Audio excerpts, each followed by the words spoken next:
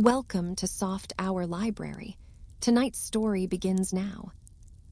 Close your eyes and rest. 6 shillings a week does not keep body and soul together very unitedly. They want to get away from each other when there is only such a very slight bond as that between them, and one day. I suppose the pain and the dull monotony of it all had stood before her eyes plainer than usual, and the mocking spectre had frightened her. She had made one last appeal to friends, but against the chill wall of their respectability, the voice of the erring outcast fell unheeded, and then she had gone to see her child, had held it in her arms and kissed it, in a weary, dull sort of way, and without betraying any particular emotion of any kind, and had left it, after putting into its hand a penny box of chocolate she had bought it, and afterwards, with her last few shillings, had taken a ticket and come down to Goring.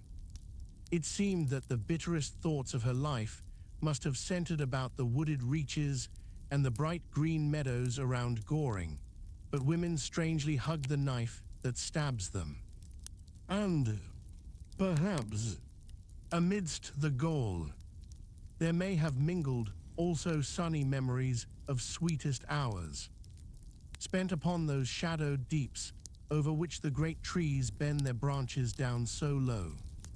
She had wandered about the woods by the river's brink all day, and then, when evening fell and the grey twilight spread its dusky robe upon the waters, she stretched her arms out to the silent river that had known her sorrow and her joy, and the old river had taken her into its gentle arms, and had laid her weary head upon its bosom, and had hushed away the pain. Thus had she sinned in all things, sinned in living and in dying. God help her and all other sinners, if any more there be. Goring on the left bank and Streatley on the right are both or either charming places to stay at for a few days. The reaches down to Pangbourne were one for a sunny sail or for a moonlight row, and the country round about is full of beauty. We had intended to push on to Wallingford that day, but the sweet smiling face of the river here lured us to linger for a while, and so we left our boat at the bridge, and went up into Streatley, and lunched at the Bull, much to Montmorency's satisfaction. They say that the hills on each side of the stream here once joined and formed a barrier across what is now the Thames, and that then the river ended there above Goring in one vast lake. I am not in a position either to contradict or affirm this statement. I simply offer it.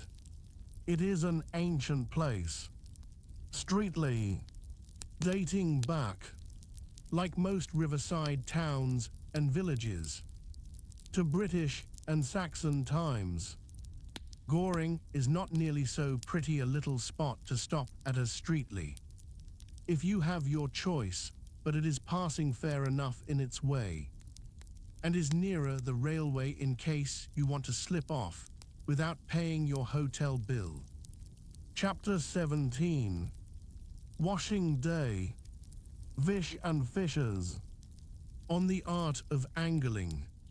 A conscientious fly fisher. A fishy story. We stayed 2 days at Streatley and got our clothes washed.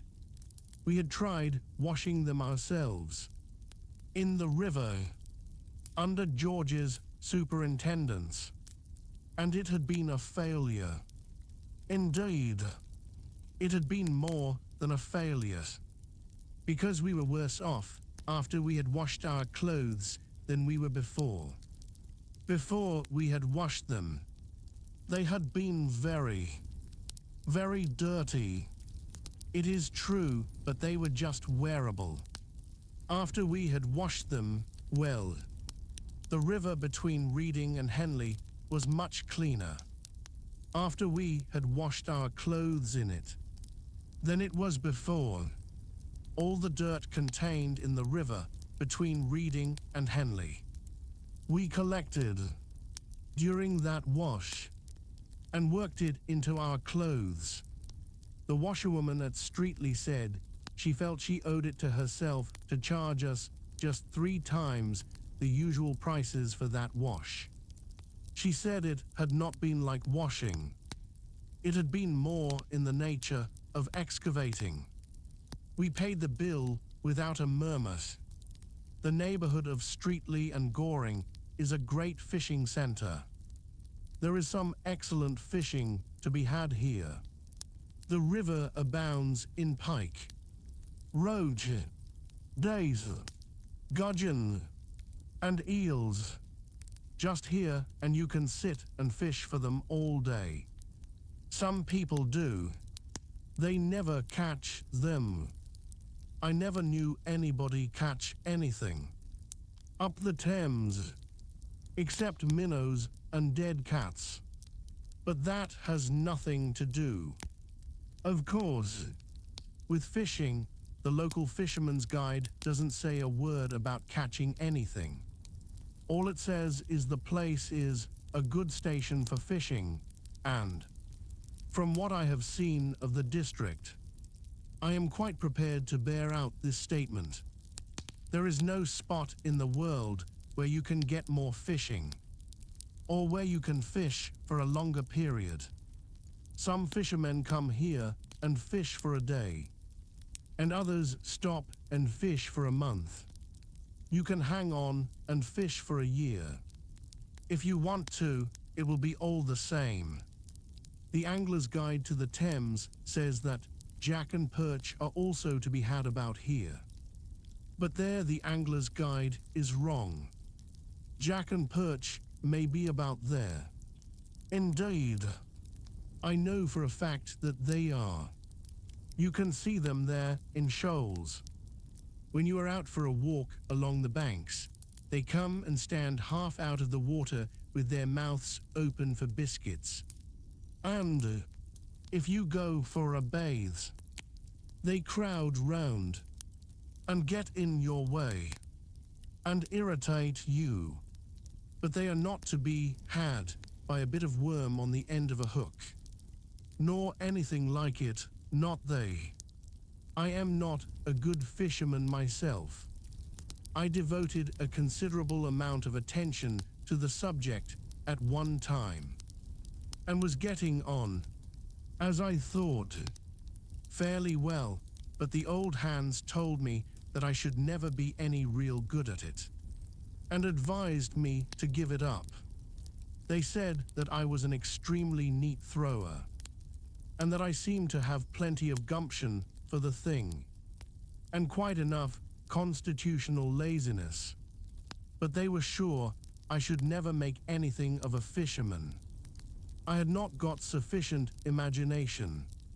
They said that as a poet, or a shilling shocker, or a reporter, or anything of that kind, I might be satisfactory, but that, to gain any position as a Thames angler, would require more play of fancy, more power of invention than I appeared to possess. Some people are under the impression that all that is required to make a good fisherman is the ability to tell lies easily and without blushing, but this is a mistake. Mere bald fabrication is useless. The veriest tyro can manage that. It is in the circumstantial detail, the embellishing touches of probability, the general air of scrupulous, almost of pedantic veracity, that the experienced angler is seen. Anybody can come in and say, "Oh, I caught 15 dozen perch yesterday evening," or "Last Monday I landed a gudgeon, weighing 18 pounds, and measuring 3 feet from the tip to the tail." But there is no art, no skill, required for that sort of thing. It shows pluck. But that is all. No, your accomplished angler would scorn to tell a lie. That way, his method is a study in itself. He comes in quietly with his hat on, appropriates the most comfortable chair, lights his pipe, and commences to puff in silence. He lets the youngsters brag away for a while.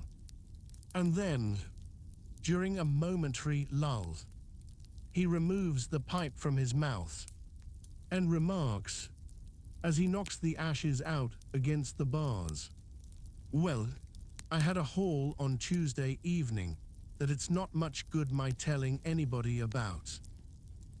"Oh, why's that?" they ask.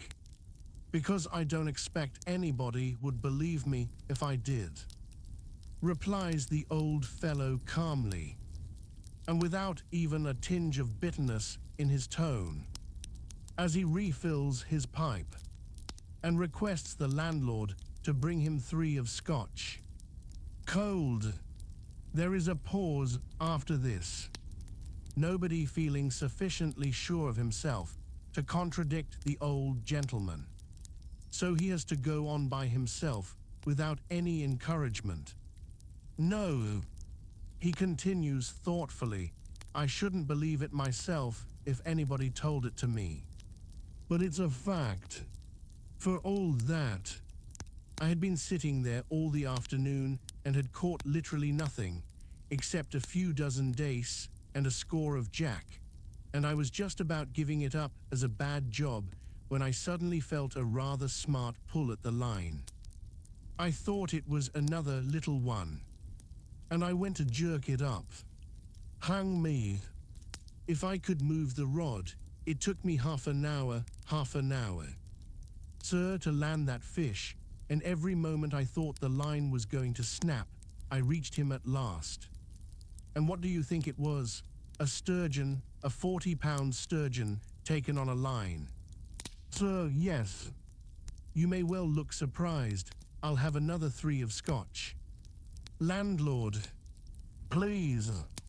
And then he goes on to tell of the astonishment of everybody who saw it, and what his wife said when he got home, and of what Joe Buggles thought about it. I asked the landlord of an inn up the river once if it did not injure him sometimes, listening to the tales that the fishermen about there told him, and he said, "No, not now. Sir, it did use to knock me over a bit at first. But, Lord love you, me and the missus, we listens to 'em all day now. It's what you're used to. You know, it's what you're used to." I knew a young man once. He was a most conscientious fellow. And when he took to fly fishing, he determined never to exaggerate his hauls by more than 25%. "When I have caught 40 fish," said he, "then I will tell people that I have caught 50, and so on. But I will not lie any more than that, because it is sinful to lie." But the 25% plan did not work well at all. He never was able to use it. The greatest number of fish he ever caught in one day was 3. And you can't add 25% to 3 at least. Not in fish. So he increased his percentage to 33 1/3. But that, again, was awkward when he had only caught 1 or 2, so to simplify matters, he made up his mind to just double the quantity. He stuck to this arrangement for a couple of months, and then he grew dissatisfied with it. Nobody believed him when he told them that he only doubles, and he, therefore, gained no credit that way whatever, while his moderation put him at a disadvantage among the other anglers, when he had really caught 3 small fish, and said he had caught 6. It used to make him quite jealous to hear a man, whom he knew for a fact had only caught 1, going about telling people he had landed 2 dozen. So, eventually, he made one final arrangement with himself, which he has religiously held to ever since, and that was to count each fish that he caught as 10, and to assume 10 to begin with. For example, if he did not catch any fish at all, then he said he had caught 10 fish. You could never catch less than 10 fish by his system. That was the foundation of it. Then, if by any chance he really did catch 1 fish, he called it 20, while 2 fish would count 30, 3 40, and so on. It is a simple and easily worked plan, and there has been some talk lately of its being made use of by the angling fraternity in general. Indeed, the committee of the Thames Anglers Association did recommend its adoption about 2 years ago, but some of the older members opposed it. They said they would consider the idea if the number were doubled, and each fish counted as 20. If ever you have an evening to spare, up the river, I should advise you to drop into one of the little village inns and take a seat in the tap room. You will be nearly sure to meet 1 or 2 old rodmen, sipping their toddy there, and they will tell you enough fishy stories in half an hour to give you indigestion for a month.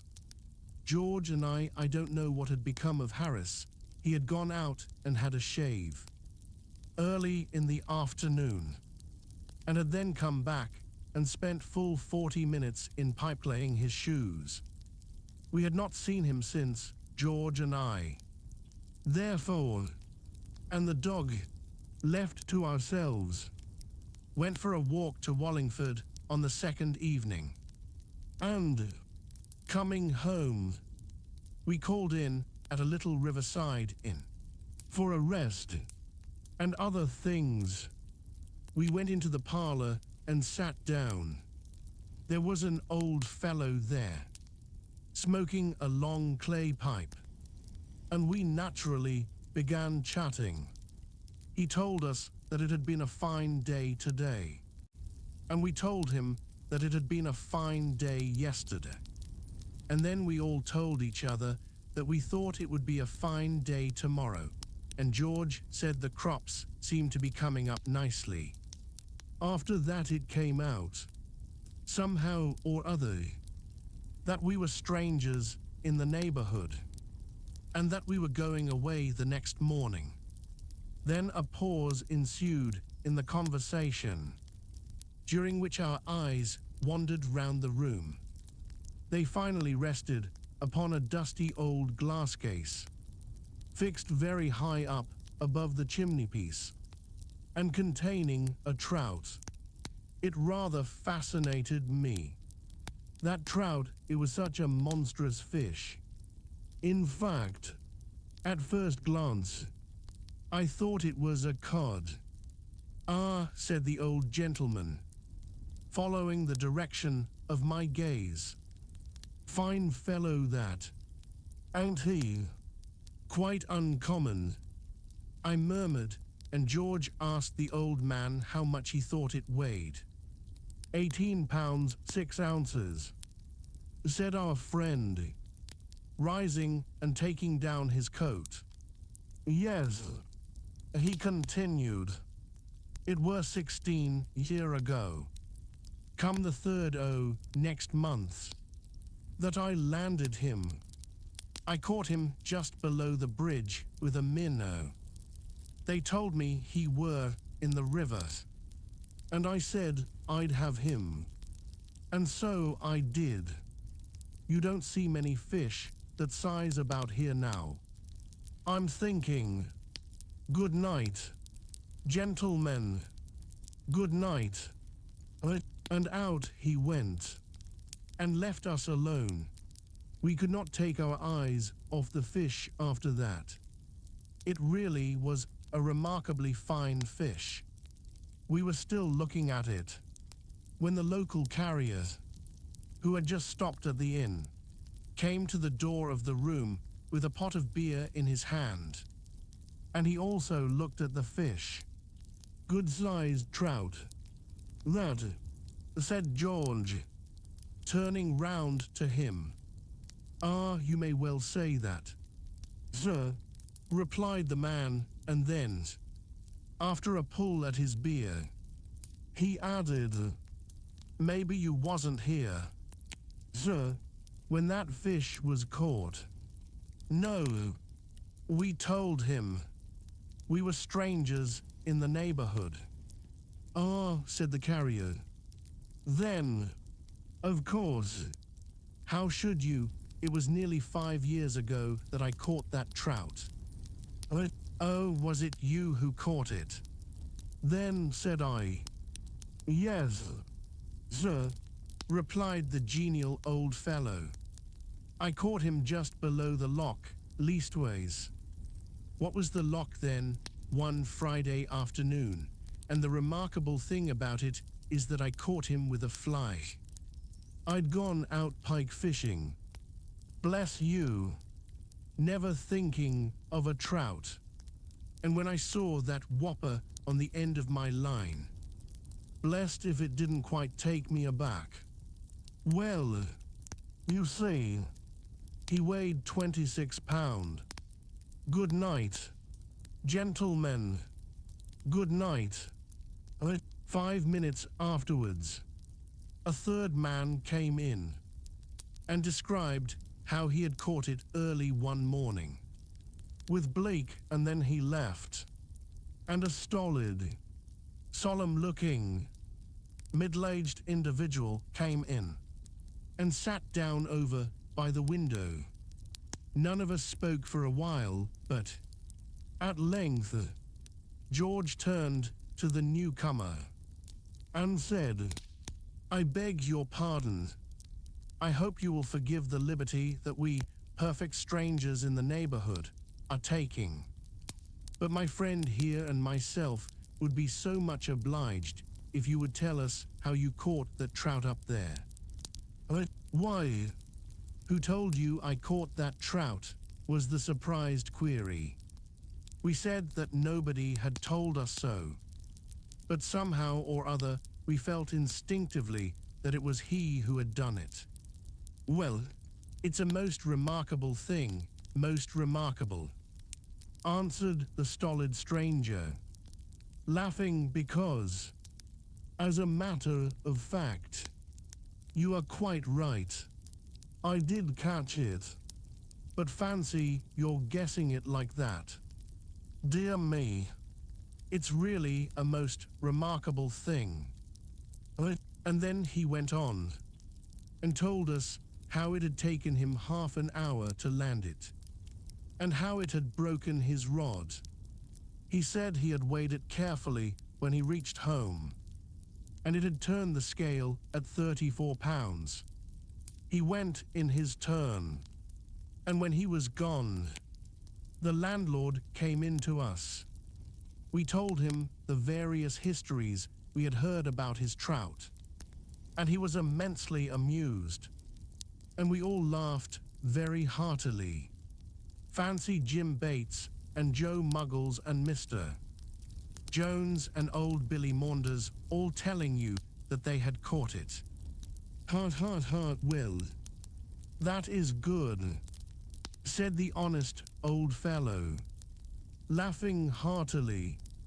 Yes, they are the sort to give it me, to put up in my parlor. If they had caught it, they are hard. And then he told us the real history of the fish.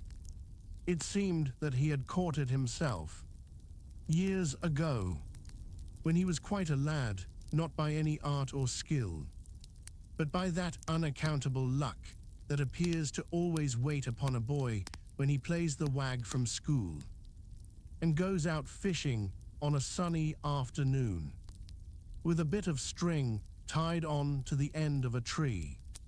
He said that bringing home that trout had saved him from a whacking, and that even his schoolmaster had said it was worth the rule of 3 and practice put together.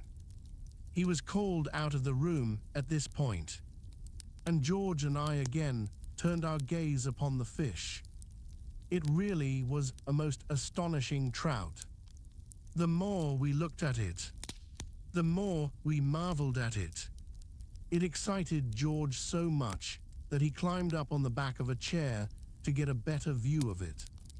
And then the chair slipped, and George clutched wildly at the trout case to save himself. And down it came with a crash. George and the chair on top of it. "You haven't injured the fish, have you?" I cried in alarm, rushing up. "I hope not," said George, rising cautiously and looking about. But he had. That trout lay shattered into 1,000 fragments. I say 1,000. But they may have only been 900. I did not count them. We thought it strange and unaccountable that a stuffed trout should break up into little pieces like that. And so it would have been strange and unaccountable if it had been a stuffed trout. But it was not. That trout was plaster of Paris. Chapter 18. Locked. George and I are photographed. Wallingford, Dorchester, Abingdon. A family man. A good spot for drowning. A difficult bit of water. Demoralizing effect of river air. We left Streatley early the next morning and pulled up to Culham and slept under the canvas in the backwaters there. The river is not extraordinarily interesting between Streatley and Wallingford. From Cleve, you get a stretch of 6.5 miles without a lock. I believe this is the longest uninterrupted stretch anywhere above Teddington, and the Oxford Club make use of it for their trial 8s. But however satisfactory this absence of locks may be to rowing men, it is to be regretted by the mere pleasure seeker. For myself, I am fond of locks. They pleasantly break the monotony of the pulls. I like sitting in the boat and slowly rising out of the cool depths up into new reaches and fresh views, or sinking down, as it were, out of the world, and then waiting while the gloomy gates creak and the narrow strip of daylight between them widens till the fair smiling river lies full before you, and you push your little boat out from its brief prison on to the welcoming waters once again. They are picturesque little spots, these locks. The stout old lock-keeper, or his cheerful-looking wife, or bright-eyed daughter, are pleasant folk to have a passing chat with. 287, you meet other boats there, and river gossip is exchanged. The Thames would not be the fairyland it is without its flower-decked locks. Talking of locks reminds me of an accident, George, and I very nearly had one summer's morning at Hampton Court. It was a glorious day, and the lock was crowded and, as is a common practice up the river, a speculative photographer was taking a picture of us all as we lay upon the rising waters. I did not catch what was going on at first, and was, therefore, extremely surprised at noticing George hurriedly smooth out his trousers, ruffle up his hair, and stick his cap on in a rakish manner at the back of his head. And then, assuming an expression of mingled affability and sadness. Sit down in a graceful attitude and try to hide his feet. My first idea was that he had suddenly caught sight of some girl he knew, and I looked about to see who it was. Everybody in the lock seemed to have been suddenly struck wooden. They were all standing or sitting about in the most quaint and curious attitudes I have ever seen off a Japanese fan. All the girls were smiling. Oh, they did look so sweet, and all the fellows were frowning and looking stern and noble. And then, at last, the truth flashed across me, and I wondered if I should be in time. Ours was the first boat, and it would be unkind of me to spoil the man's picture, I thought. So I faced round quickly and took up a position in the prow, where I leant with careless grace upon the hitcher, in an attitude suggestive of agility and strength. I arranged my hair with a curl over the forehead and threw an air of tender wistfulness into my expression, mingled with a touch of cynicism, which I am told suits me. As we stood, waiting for the eventful moment, I heard someone behind call out, "Hi, look at your nose." But I could not turn round to see what was the matter, and whose nose it was that was to be looked at. I stole a side glance at George's nose. It was all right at all events. There was nothing wrong with it that could be altered. I squinted down at my own, and that seemed all that could be expected also. "Look at your nose, you stupid ass," came the same voice again, louder, and then another voice cried, "Push your nose out. Can't you? You too with the dog." Neither George nor I dared to turn round. The man's hand was on the cap, and the picture might be taken any moment. Was it us they were calling to? What was the matter with our noses? Why were they to be pushed out? But now the whole lock started yelling, and a stentorian voice from the back shouted, "Look at your boat. Sir, you in the red and black caps. It's your two corpses that will get taken in that photo, if you ain't quick." We looked then, and saw that the nose of our boat had got fixed under the woodwork of the lock, while the incoming water was rising all around it, and tilting it up. In another moment we should be over. Quick as thought, we each seized an oar, and a vigorous blow against the side of the lock with the butt ends released the boat, and sent us sprawling on our backs. We did not come out well in that photograph, George and I. Of course, as was to be expected, our luck ordained it, that the man should set his wretched machine in motion at the precise moment that we were both lying on our backs with a wild expression of "Where am I, and what is it?" on our faces, and our 4 feet waving madly in the air. Our feet were undoubtedly the leading article in that photograph. Indeed, very little else was to be seen. They filled up the foreground entirely. Behind them, you caught glimpses of the other boats and bits of the surrounding scenery, but everything and everybody else in the lock looked so utterly insignificant and paltry compared with our feet, that all the other people felt quite ashamed of themselves and refused to subscribe to the picture. The owner of one steam launch, who had bespoke 6 copies, rescinded the order on seeing the negative. He said he would take them if anybody could show him his launch. But nobody could. It was somewhere behind George's right foot. There was a good deal of unpleasantness over the business. The photographer thought we ought to take a dozen copies each, seeing that the photo was about 9/10 us. But we declined. We said we had no objection to being photoed full length, but we preferred being taken the right way up. Wallingford, 6 miles above Streatley, is a very ancient town and has been an active centre for the making of English history.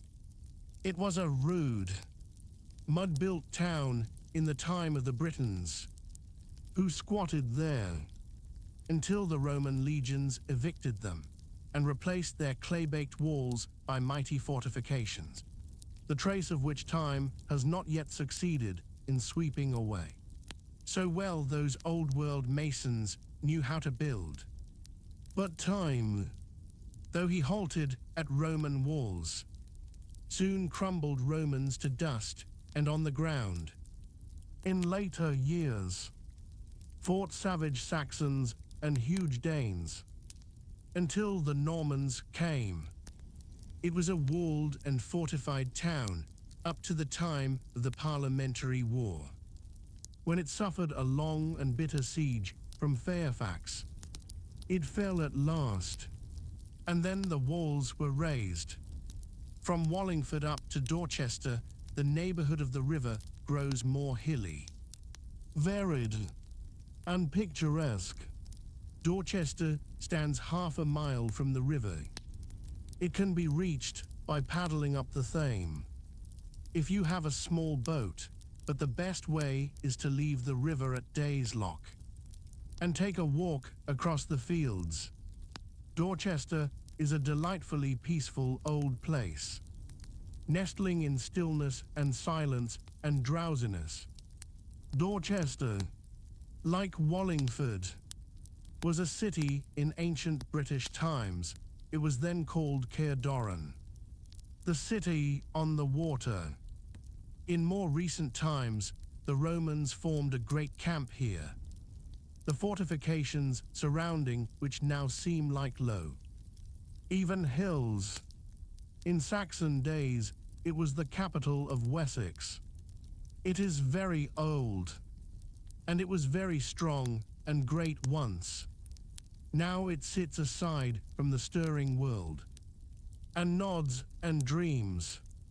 Round Clifton Hampton, itself a wonderfully pretty village, old-fashioned, peaceful, and dainty with flowers. The river scenery is rich and beautiful. If you stay the night on land at Clifton, you cannot do better than put up at the barley mow. It is, without exception, I should say, the quaintest, most old world inn up the river.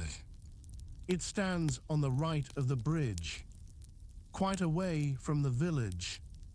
Its low-pitched gables and thatched roof and latticed windows give it quite a storybook appearance, while inside it is even still more once-upon-a-timeified. It would not be a good place for the heroine of a modern novel to stay at. The heroine of a modern novel is always divinely tall, and she is ever drawing herself up to her full height. At the barley mow, she would bump her head against the ceiling each time she did this.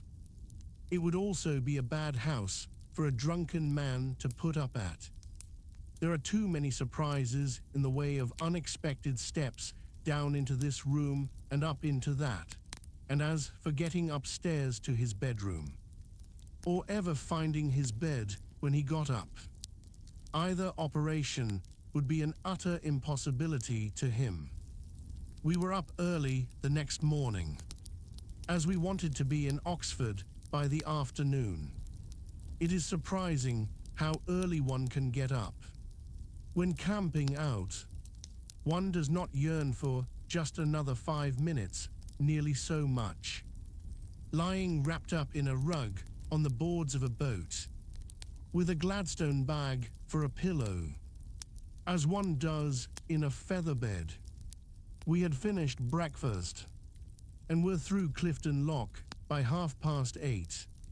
From Clifton to Culham, the river banks are flat, monotonous, and uninteresting. But after you get through Culham Lock, the coldest and deepest lock on the river, the landscape improves. At Abingdon, the river passes by the streets. Abingdon is a typical country town of the smaller order, quiet, eminently respectable, clean, and desperately dull. It prides itself on being old, but whether it can compare in this respect with Wallingford and Dorchester seems doubtful. A famous abbey stood here once, and within what is left of its sanctified walls, they brew bitter ale nowadays. In St. Nicholas Church, at Abingdon, there is a monument to John Blackwall and his wife Jane, who both, after leading a happy married life, died on the very same day, August 21, 1625, and in St. Helen's Church, it is recorded that W. Lee, who died in 1637, had in his lifetime issue from his loins 200 lacking but 3. If you work this out, you will find that Mr. W. Lee's family numbered 197. Mr. W. Lee, 5 times Mayor of Abingdon, was, no doubt, a benefactor to his generation. But I hope there are not many of his kind about in this overcrowded 19th century. From Abingdon to Nuneham Courtenay is a lovely stretch. Nuneham Park is well worth a visit. It can be viewed on Tuesdays and Thursdays. The house contains a fine collection of pictures and curiosities, and the grounds are very beautiful. The pool under Sandford Lasher, just behind the lock, is a very good place to drown yourself in. The undercurrent is terribly strong, and if you once get down into it, you are all right. An obelisk marks the spot where 2 men have already been drowned while bathing there, and the steps of the obelisk are generally used as a diving board by young men now who wish to see if the place really is dangerous. Iffley Lock and Mill, a mile before you reach Oxford, is a favourite subject with the river-loving brethren of the brush. The real article, however, is rather disappointing. After the pictures, few things, I have noticed, come quite up to the pictures of them. In this world, we passed through Iffley Lock at about 12:30, and then, having tidied up the boat and made all ready for landing, we set to work on our last mile. Between Iffley and Oxford is the most difficult bit of the river I know. You want to be born on that bit of water to understand it. I have been over it a fairish number of times, but I have never been able to get the hang of it. The man who could row a straight course from Oxford to Iffley ought to be able to live comfortably under one roof with his wife, his mother-in-law, his elder sister, and the old servant who was in the family when he was a baby. First, the current drives you on to the right bank, and then on to the left. Then it takes you out into the middle, turns you round 3 times, and carries you upstream again, and always ends by trying to smash you up against a college barge. Of course, As a consequence of this, we got in the way of a good many other boats during the mile, and they in ours. And, of course, as a consequence of that, a good deal of bad language occurred. I don't know why it should be, but everybody is always so exceptionally irritable on the river. Little mishaps that you would hardly notice on dry land drive you nearly frantic with rage when they occur on the water. When Harris or George makes an ass of himself on dry land, I smile indulgently when they behave in a chucklehead way on the river. I use the most blood-curdling language to them. When another boat gets in my way, I feel I want to take an oar and kill all the people in it. The mildest-tempered people, when on land, become violent and bloodthirsty when in a boat. I did a little boating once with a young lady. She was naturally of the sweetest and gentlest disposition imaginable, but on the river it was quite awful to hear her. "Though, drat the man," she would exclaim. When some unfortunate sculler would get in her way, why don't he look where he's going? And, though, bother the silly old thing, she would say indignantly, when the sail would not go up properly, and she would catch hold of it and shake it quite brutally. Yet, as I have said, when on shore she was kind-hearted and amiable enough. The air of the river has a demoralizing effect upon one's temper. And this it is, I suppose, which causes even bargemen to be sometimes rude to one another, and to use language which, no doubt, in their calmer moments they regret. Chapter 19. Oxford. Montmorency's idea of heaven. The hired upriver boat.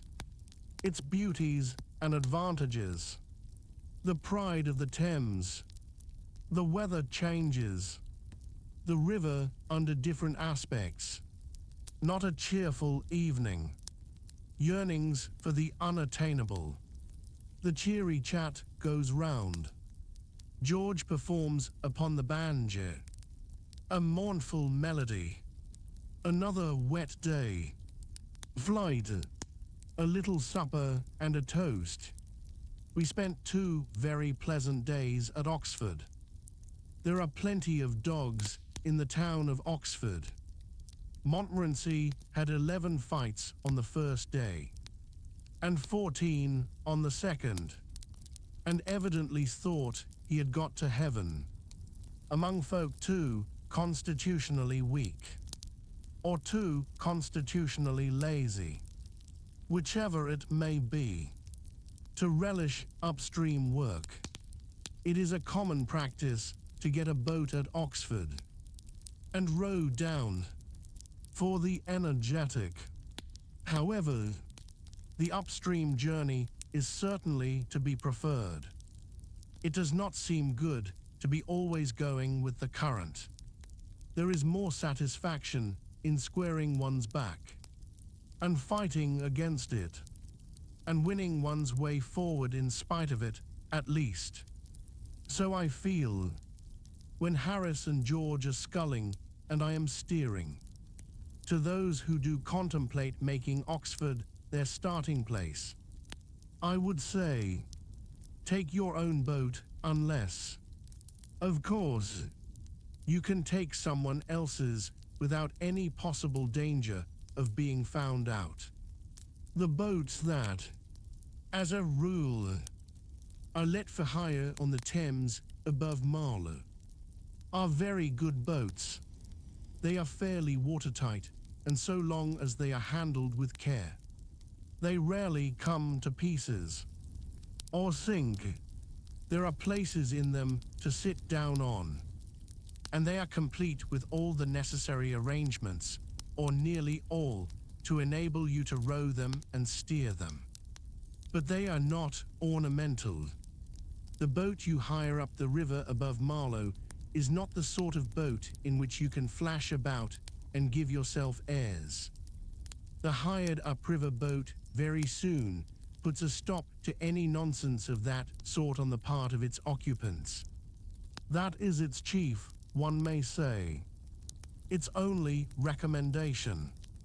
The man in the hired upriver boat is modest and retiring.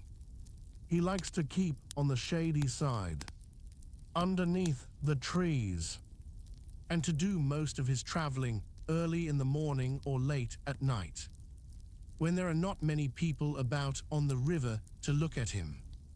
When the man in the hired upriver boat sees anyone he knows, he gets out on to the bank and hides behind a tree. I was one of a party who hired an upriver boat one summer for a few days' trip. We had none of us ever seen the hired upriver boat before, and we did not know what it was when we did see it. We had written for a boat, a double-sculling skiff, and when we went down with our bags to the yard and gave our names, the man said, "Hello, yes, you're the party that wrote for a double-sculling skiff. It's all right. Jim, fetch round the Pride of the Thames."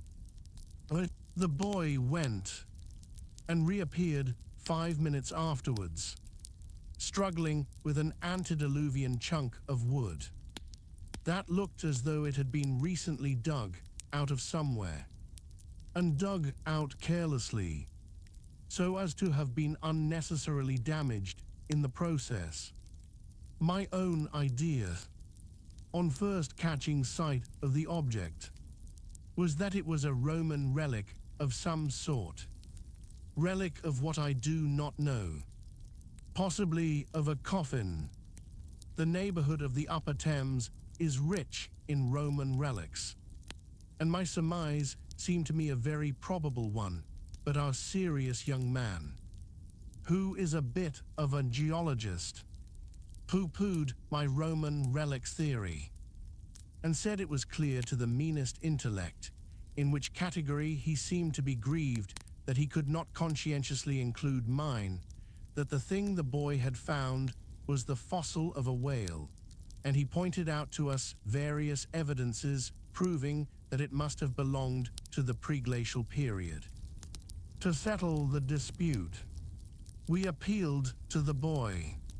We told him not to be afraid, but to speak the plain truth. Was it the fossil of a pre-Adamite whale?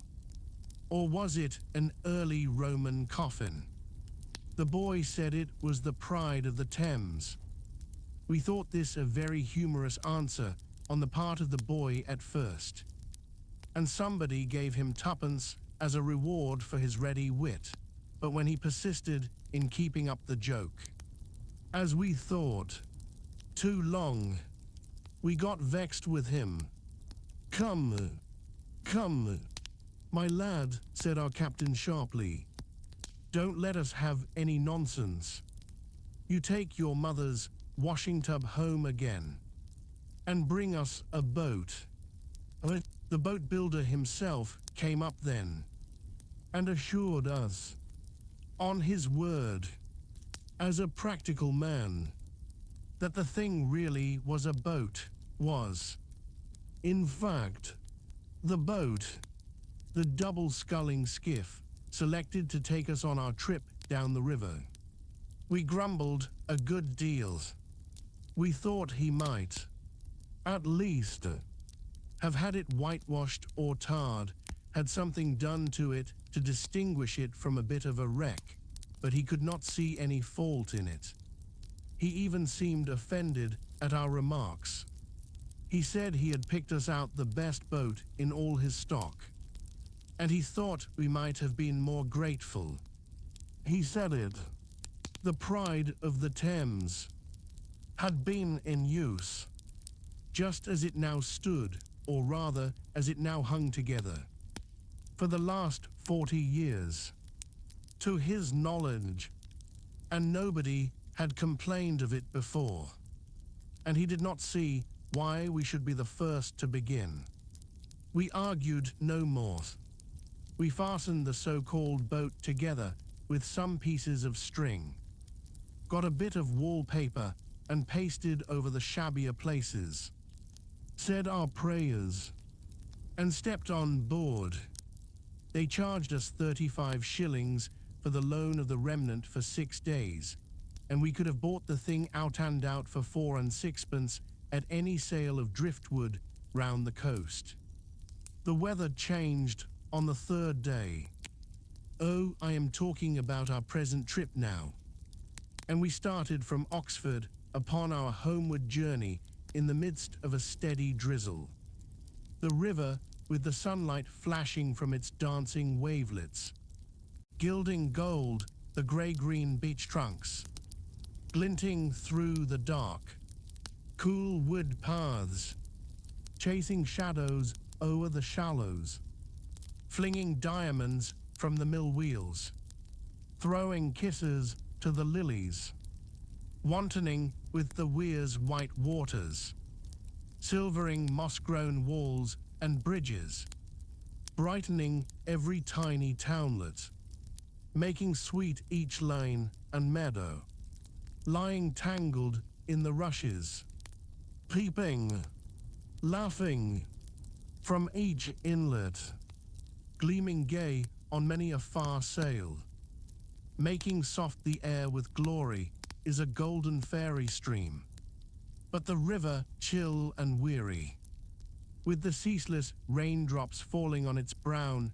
and sluggish waters, with a sound as of a woman, weeping low in some dark chamber, while the woods, all dark and silent, shrouded in their mists of vapor, stand like ghosts upon the margin, silent ghosts with eyes reproachful, like the ghosts of evil actions, like the ghosts of friends neglected, is a spirit-haunted water through the land of vain regrets.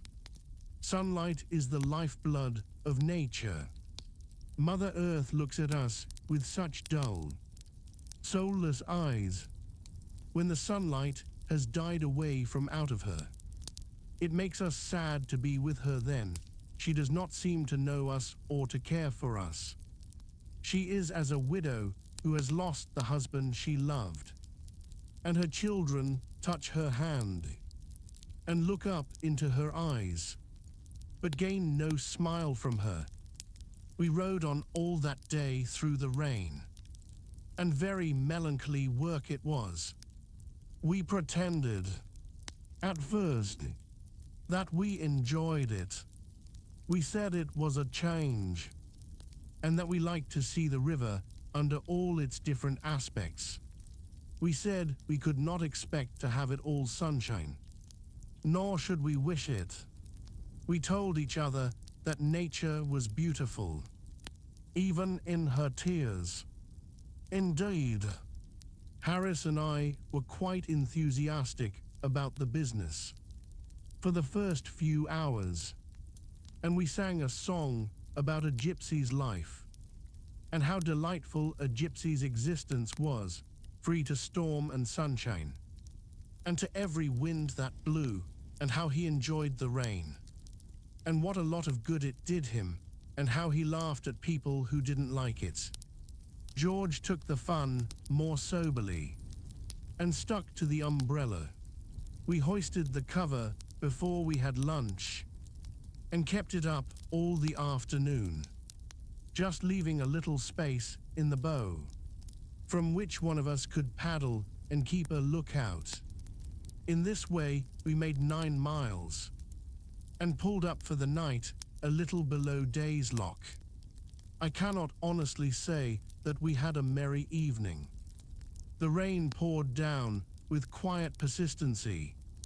Everything in the boat was damp and clammy.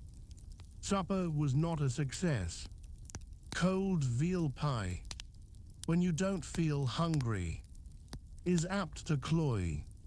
I felt I wanted whitebait and a cutlet, Harris babbled of soles and white sauce, and passed the remains of his pie to Montmorency, who declined it, and, apparently insulted by the offer, went and sat over at the other end of the boat by himself.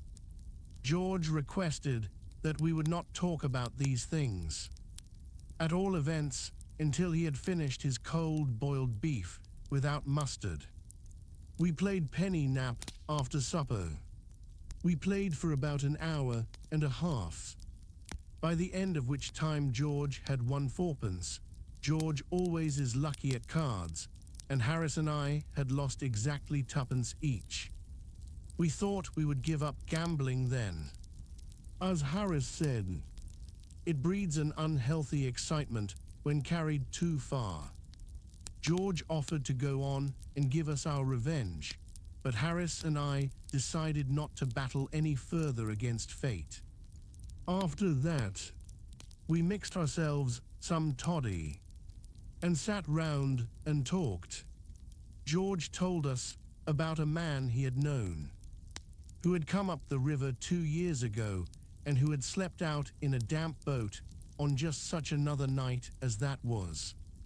And it had given him rheumatic fever, and nothing was able to save him, and he had died in great agony 10 days afterwards. George said he was quite a young man, and was engaged to be married. He said it was one of the saddest things he had ever known, and that put Harris in mind of a friend of his, who had been in the volunteers, and who had slept out under canvas one wet night down at Aldershot, on just such another night as this.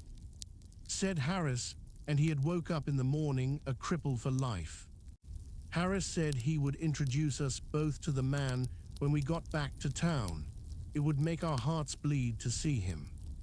This naturally led to some pleasant chat about sciatica, fevers, chills, lung diseases, and bronchitis, and Harris said how very awkward it would be if one of us were taken seriously ill in the night, seeing how far away we were from a doctor.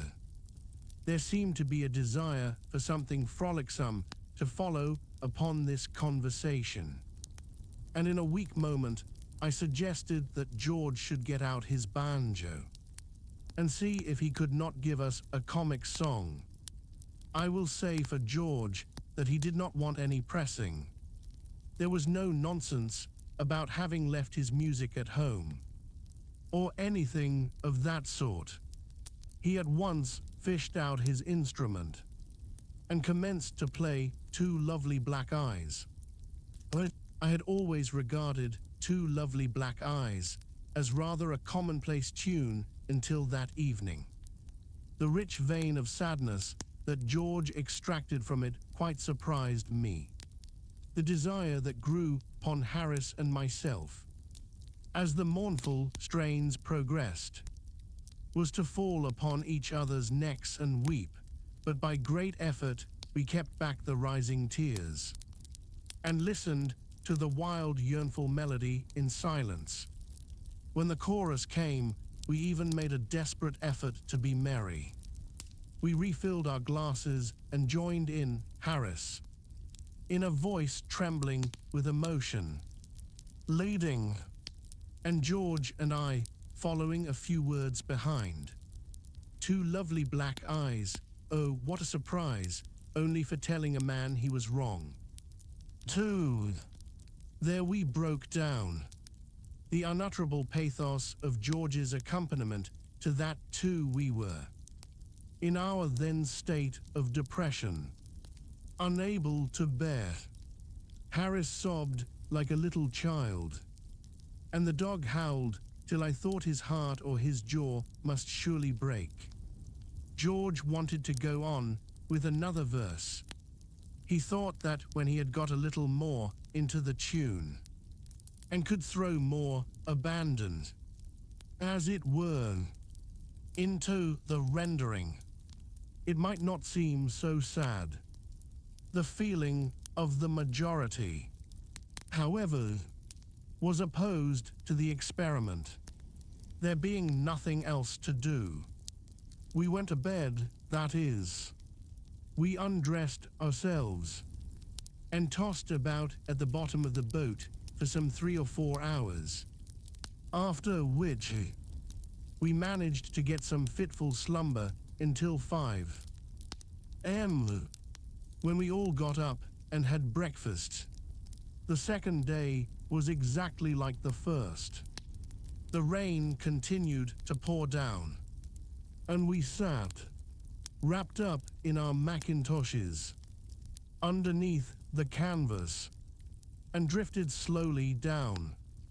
One of us, I forget which one now, but I rather think it was myself, made a few feeble attempts during the course of the morning to work up the old gypsy foolishness about being children of nature and enjoying the wet, but it did not go down well at all.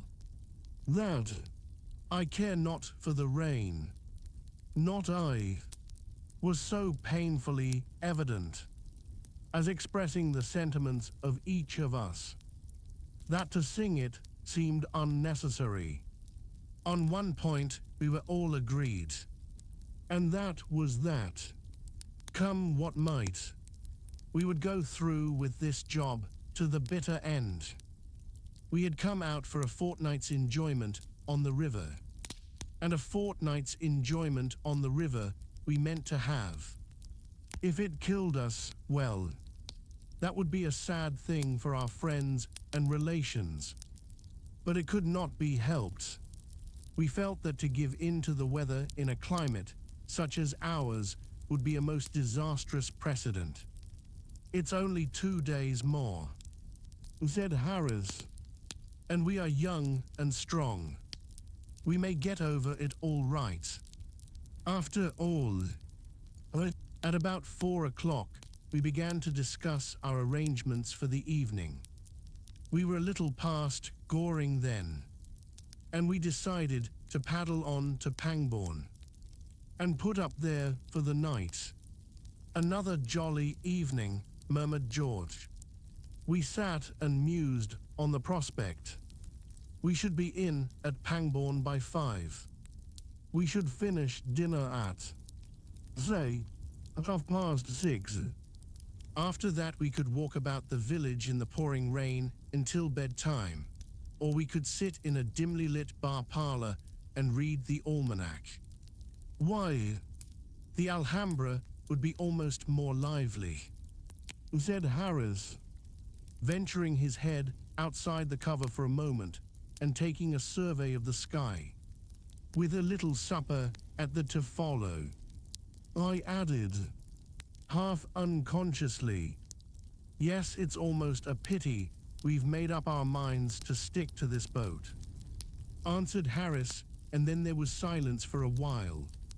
If we hadn't made up our minds to contract our certain deaths in this bally old coffin, observed George, casting a glance of intense malevolence over the boat. It might be worthwhile to mention that there's a train leaves Pangbourne. I know, soon after 5, which would just land us in town in comfortable time to get a chop, and then go on to the place you mentioned afterwards. But nobody spoke. We looked at one another, and each one seemed to see his own mean and guilty thoughts reflected in the faces of the others. In silence, we dragged out and overhauled the Gladstone. We looked up the river and down the river. Not a soul was in sight. 20 minutes later, 3 figures, followed by a shamed-looking dog, might have been seen creeping stealthily from the boathouse at the Swan towards the railway station, dressed in the following neither neat nor gaudy costume: black leather shoes, dirty suit of boating flannels, very dirty brown felt hat, much battered Macintosh, very wet umbrella. We had deceived the boatman at Pangbourne. We had not had the face to tell him that we were running away from the rain. We had left the boat, and all it contained, in his charge, with instructions that it was to be ready for us at 9 the next morning. We said, if anything unforeseen should happen, preventing our return, we would write to him. We reached Paddington at 7 and drove direct to the restaurant I have before described, where we partook of a light meal, left Montmorency, together with suggestions for a supper to be ready at 10:30, and then continued our way to Leicester Square. We attracted a good deal of attention at the Alhambra. On our presenting ourselves at the paybox, we were gruffly directed to go round to Castle Street, and were informed that we were half an hour behind our time. We convinced the man, with some difficulty, that we were not the world-renowned contortionists from the Himalaya mountains, and he took our money and let us pass. Inside, we were a still greater success. Our fine bronzed countenances and picturesque clothes were followed round the place with admiring gaze. We were the cynosure of every eye.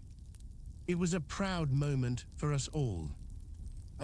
We adjourned soon after the first ballet, and wended our way back to the restaurant, where supper was already awaiting us.